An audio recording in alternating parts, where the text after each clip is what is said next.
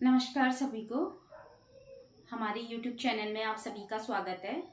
उत्तराखंड इतिहास के अंदर आज हम लोग कुडिंद वंश का अध्ययन करेंगे, क्योंकि आदि ऐतिहासिक काल और प्राग ऐतिहासिक काल हम लोग देख चुके हैं।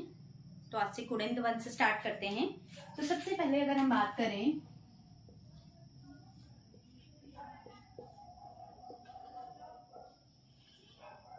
कुडिंद वंश, तो जो ये कुडिंद वंश है ये उत्तराखंड का सबसे पहला राजनीतिक वंश है। ठीक है, क्या है ये?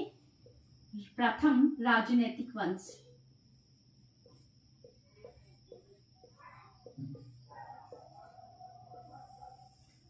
राजनीतिक वंश है।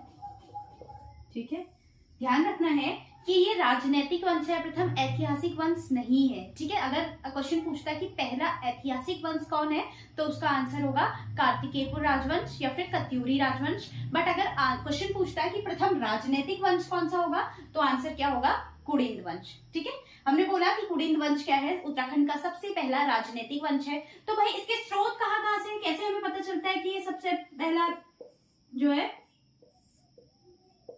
राजनीतिक वंश है? तो अगर मैं स्रोत की बात करूं तो सबसे पहले हमने पहले भी पढ़ चुके हैं कि जैसे रामायण की हमने बात करी थी। ठीक है, तो रामायण में हमें पता चलता है, रामायण। महाभारत से हमें पता चलता है, महाभारत से। ठीक है, उसके अलावा पुराणों से हमें पता चलता है उत्तराखंड के इस कुडिंद वंश के बारे में। ठीक है, उसके अलावा अन्य जो साहित्यिक स्रोत हैं जैसे अष्टाध्यायी। ठीक है, अष्टाध्यायी से हमें पता चलता है। उसके अलावा अर्थशास्त्र, अर्थशास्त्र से हमें पता चलता है। बौद्ध ग्रंथ महामयूरी, महामयूरी से हमें पता चलता है। इसके अलावा ठीक है, ये क्या है? ये है साहित्यिक स्रोत। ठीक है, ये क्या है? साहित्यिक स्रोत।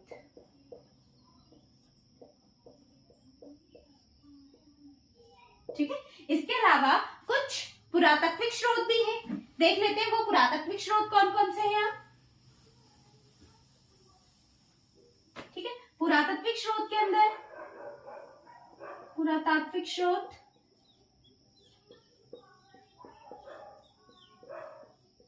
ठीक है, तो इस पुरातात्विक स्रोत के अंदर क्या क्या आता है भाई? इस पुरातात्विक स्रोत के अंदर सबसे पहले तो आता है मुद्राएं।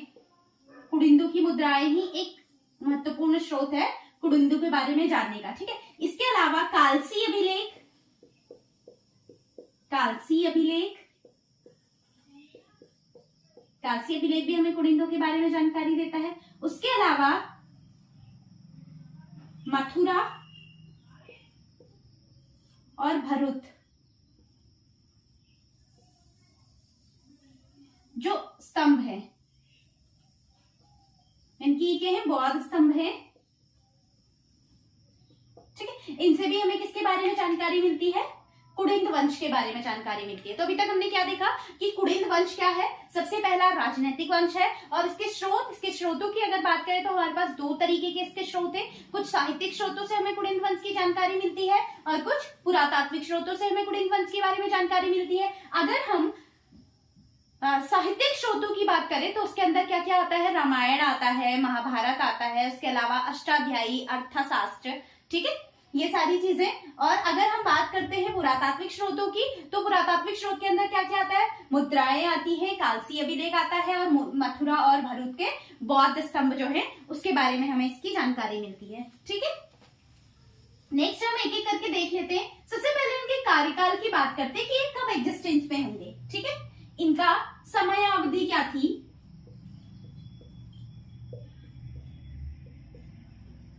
ठीक है, समयावधि की अगर हम बात करते हैं तो इनका जो टाइम पीरियड था वो हमने बोला कि भाई इनके जो हमें कुडिंदों के बारे में जो पता चलता है वो महाभारत से, रामायण से पता चलता है। और उसके अलावा ठीक है कुछ साहित्यिक स्रोत है। ठीक, तो देखो अगर हम बात करते हैं कि इनकी समयावधि क्या रही होगी तो रामायण काल यानी कि 1000 ईसा पूर्व से। इसके अलावा कुडिंदों के बारे में जो टॉलमी है उसने भी बताया है। ठीक है, तो टॉलमी का जो कार्यकाल था वो 200 से 300 ईस्वी तक। ठीक है, किस टाइम पे टॉलमी आया था? 200 ईस्वी के लगभग वो आया था। तो अगर इनकी समयावधि की हम बात करेंगे तो वो क्या हो जाएगी? 1000 ईस्वी पूर्व से 200 या 300 ईस्वी तक। ठीक है,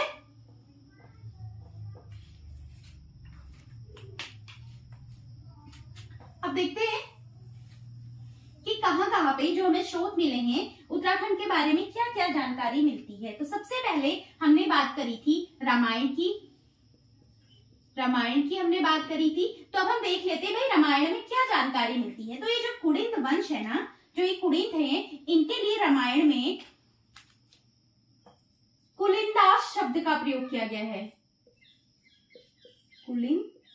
कुलिंदाश्च या फिर पुलिंदाश्च।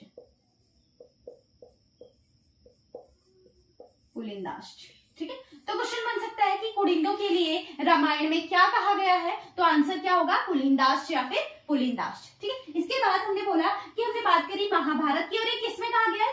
किष्किंधा कांड में। ठीक है, किष्किंधा कांड में ये चीज का वर्णन हमें मिलता है। उसके बाद हम बात करते हैं महाभारत की। ठीक, महाभारत की अगर हम बात करें तो महाभारत का जो सभा पर्व है ना, सबसे पहले सभा पर्व से हमें क्या जानकारी मिलती है? सभा पर्व से हमें सबसे पहले पता चलता है कि जो कुड़िंद हैं इनको द्विज श्रेष्ठ कहा गया है। द्विज श्रेष्ठ। ठीक है, द्विज श्रेष्ठ इनको कहा गया है। उसके अलावा जब जो युधिष्ठिर था,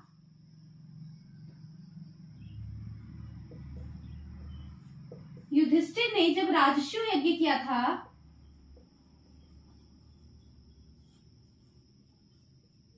तो ये राजसूय यज्ञ में उत्तर कुरुक्षेत्र से, उत्तर कुरु बोले तो क्या? उत्तर कुरु बोले तो उत्तराखंड। कहाँ उत्तर कुरु बोला गया है उत्तराखंड को? तो ऐत्रेय ब्राह्मण में। तो उत्तर कुरुक्षेत्र से बोला गया है कि उस राजसूय यज्ञ में क्या क्या चीजें गई थी? उपहार स्वरूप औषधियां वहां पे गई थी। उसके अलावा मधु, गंगा जल और पिपली का स्वर्ण।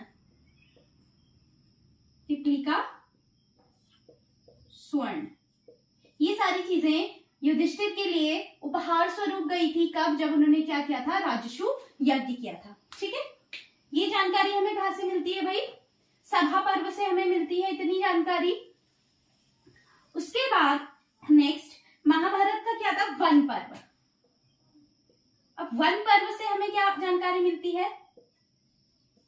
वन पर्व से हमें पता चलता है कुड़िंदों के एक राजा जिसका क्या नाम है? जिसका नाम है सुबाहु। पहले भी हम इसकी बात कर चुके हैं। ठीक है, सुबाहु के बारे में क्या जानकारी मिलती है? कि कहा जाता है कि जब पांडव अज्ञातवास के लिए जा रहे थे तो एक रात्रि वो कहां पे रुके? राजा सुबाहु के वहां रुके। और इसकी जो राजधानी थी वो कहां थी? सुबाहु नगर या फिर श्री क्षेत्र। सुबाहु नगर या फिर श्री क्षेत्र। ठीक है, श्री क्षेत्र। और ये जो वर्तमान में क्या है, इसी को क्या बोला गया है? श्रीनगर। ठीक है, तो अगर हमसे वो पूछा जाए कि जो कुड़िंद थे उनका पहला ज्ञात राजा कौन है, तो आंसर क्या होगा? सुबाहु। ठीक है, कहां पे इसका वर्णन है? वन पर्व में। ठीक, नेक्स्ट हमने और एक चीज देखी थी पहले जब हम आदि ऐतिहासिक काल पढ़ रहे थे। एक और राजा के बारे में हमने पढ़ा था जो कि जौनसार का था। उसका नाम क्या था? राजा विराट। ठीक है, राजा विराट के बारे में भी हमें जानकारी मिलती है, जिसकी जो पुत्री थी उत्तरा की शादी किससे हुई थी? अभिमन्यु से हुई थी, जो कि किसका पुत्र था? अर्जुन का पुत्र था। ठीक है, इसके अलावा हमें क्या क्या जानकारी मिलती है? इसके अलावा हमें जानकारी मिलती है कि जो ये कुड़िंद थे वो अपने हाथियों के साथ किसके ऊपर चढ़ गए थे? कौरव सेना के ऊपर चढ़ गए थे। मतलब कुड़िंदों ने किसकी साइड से युद्ध किया था? तो आंसर क्या होगा महाभारत में? पांडवों की साइड से। ठीक है, इसके बाद नेक्स्ट हम बात करते हैं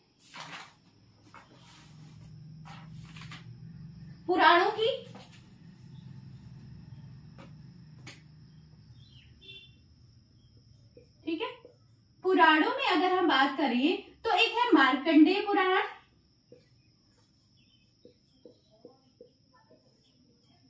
इस मार्कंडेय पुराण में भी क्या कहा गया है, कुड़िंदाश्च शब्द का प्रयोग किया हुआ है। ठीक है, दूसरा हमारे पास आता है ब्राह्मण पुराण। ब्राह्मण पुराण की अगर हम बात करें तो इस ब्राह्मण पुराण में भी कुड़िंदों के लिए कुड़िंदाश्च शब्द का ही प्रयोग हुआ है। उसके अलावा अगर हम बात करते हैं विष्णु पुराण की, ठीक है, विष्णु पुराण की, तो इस विष्णु पुराण में कुड़िंदों के लिए बोला गया है कुड़िंदोपत्यकस, कुड़िंदोपत्यकस। तो क्वेश्चन पूछ सकता है कि कहां पे कुड़िंदों के लिए कुड़िंदोपत्यकस शब्द का प्रयोग हुआ है, तो आंसर क्या होगा, विष्णु पुराण में। ठीक है,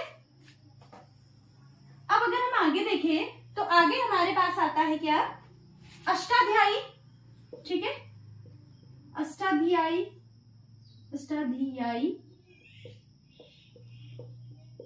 किसने लिखी है, अष्टाध्यायी पाणिनि ने।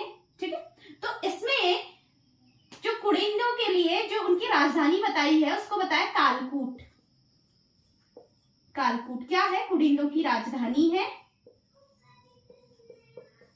और वर्तमान में इसी कालकूट को क्या कहा जाता है, कालसी कहा जाता है। ठीक है, तो कालसी का पुराना नाम क्या था, कालकूट। क्लियर।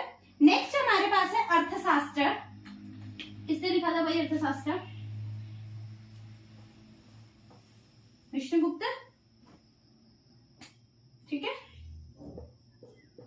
अर्थशास्त्र से हमें ये पता चलता है कि उस टाइम पे जो ये कुड़िंद थे ना, ये मौर्यों के अधीन थे,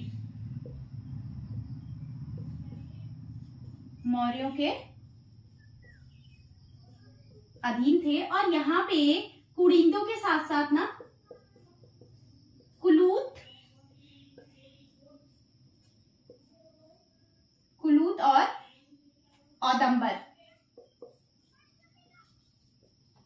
औदंबरों का भी क्या हुआ है कि बातें कही गई हैं कि यहाँ पे कुड़िंद, कुलूत और औदंबर जो थे ये एक क्या थे, एक इनके लिए एक शब्द प्रयोग हुआ, राज शब्दिन संघ इनको बोला गया है। मतलब सिंपल सा है कि उस टाइम पे ये क्या था, गणतंत्रात्मक राज्य था,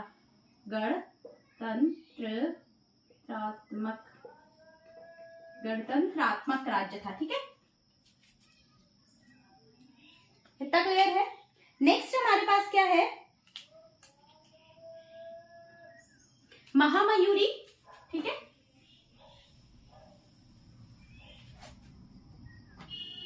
इसके बाद हम देखते हैं महामयूरी। महामयूरी क्या है, एक बौद्ध ग्रंथ है। ठीक है, ये क्या है, एक बौद्ध ग्रंथ है। और इससे पता चलता है कि जो ये कुड़िंद थे ना, कुड़िंद क्या करते थे, एक उष्पाद नामक यक्ष देवता की पूजा किया करते थे। ठीक है, यक्ष देवता क्या करते थे ये लोग। महामयूरी से हमें क्या पता चलता है, महामयूरी से हमें ये पता चलता है कि जो कुड़िंद थे वो उष्पाद नामक एक यक्ष देवता की पूजा किया करते थे। और ये क्या है, महामयूरी एक बौद्ध ग्रंथ है। ठीक है, इतनी बात समझ में आ गई। फिर नेक्स्ट हमारे पास आता है, ये तो थे हमारे साहित्यिक जो भी अभिलेख थे। ठीक है, इसके बाद हम बात करते हैं पुरातात्विक जो स्रोत है, तो उसमें सबसे पहले हम बात करते हैं कालसी अभिलेख की। कालसी अभिलेख, जो कालसी का शिलालेख है ये किसका है, अशोक का है। तो इससे भी हमें ये पता चलता है कि उस टाइम पे क्या होगा, ये जो कुड़िंद राज्य होगा ना वो किसके अधीन होगा, मौर्यों के अधीन होगा। ठीक है, कालसी अभिलेख से हमें ये पता चलता है कि जो ये राज्य है ना, ये जो क्षेत्र है उत्तराखंड, इसके लिए किस शब्द का प्रयोग किया गया है, अपरांत। उत्तराखंड को क्या कहा गया है कालसी अभिलेख में, तो आंसर क्या होगा, अपरांत। और यहाँ पे जो लोग रहते थे उनको पुलिंद कहा गया है। ठीक है, ये जानकारी हमें कहाँ से मिलती है? कालसी अभिलेख से मिलती है। इसके अलावा हमारे पास क्या आता है? भरहुत और जो क्या है,